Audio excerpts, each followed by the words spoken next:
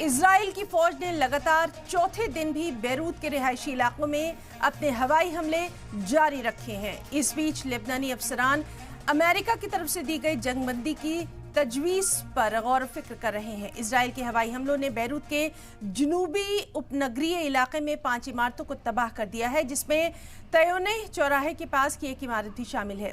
اسرائیل کی فوج نے کہا کہ اس کے لڑاکو طیاروں نے لبنانی گروپ حزب اللہ کے استعمال کیے جانے والے گولہ بارود کے ڈپو، ایک ہیڈ کوارٹر اور دیگر بنیادی ڈھانچے کو اپنا نشانہ بنایا ہے۔ رپورٹ کے مطابق حملوں سے پہلے اسرائیل نے 2 نکاتی فرمان جاری کیا، جس سے نواسیوں کو اپنے گھر چھوڑنے کے لیے مجبور ہونا پڑا، جبکہ کئی لوگ علاقہ چھوڑ گئے۔ کوئی جانی نقصان نہیں ہوا کیونکہ نکاسی کے آدیشوں نے لوگوں کو بھاگنے کے لیے مناسب وقت فراہم کیا۔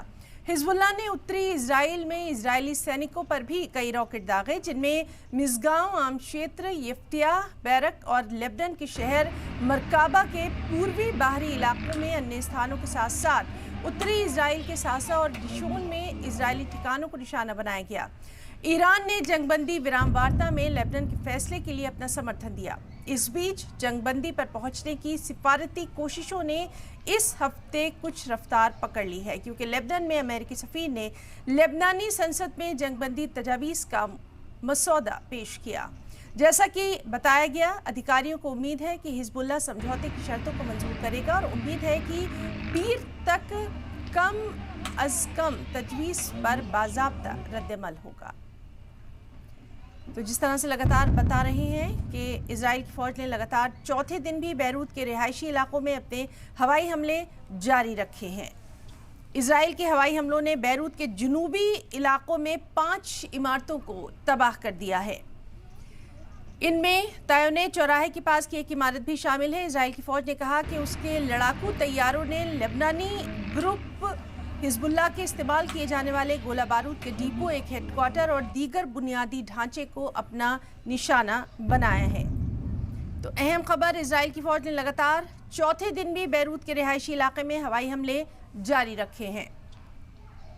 لبنانی افسران امریکہ کی طرف سے دی گئی جنگ بندی کی تجاویز پر غور و خوض کر رہے ہیں۔ اسرائیل کے ہوائی حملوں نے بیروت کے جنوبی رہائشی علاقوں کو اپنا نشانہ بنایا ہے۔ اسرائیل کی فوج کا کہنا ہے کہ اس کے لڑاکو طیاروں نے لبنانی گروپ حزب اللہ کے استعمال کیے جانے والے گولہ بارود کے ڈپو، ایک ہیڈ کوارٹر اور دیگر بنیادی ڈھانچے کو اپنا نشانہ بنایا ہے۔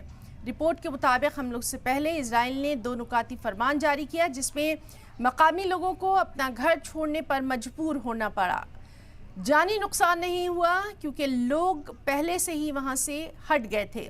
حزب اللہ نے اتری اسرائیل میں اسرائیلی سینکوں پر بھی راکٹ داغے، جس میں مزگاؤں عام شیتر، یفتیہ، بیرک اور لیبنان کے شہر مرکابہ کے پوروی باہری علاقے میں انیہ علاقوں کے ساتھ ساتھ اتری اسرائیل کے ساسا اور ڈشون میں اسرائیلی ٹھکانوں کو نشانہ بنایا گیا۔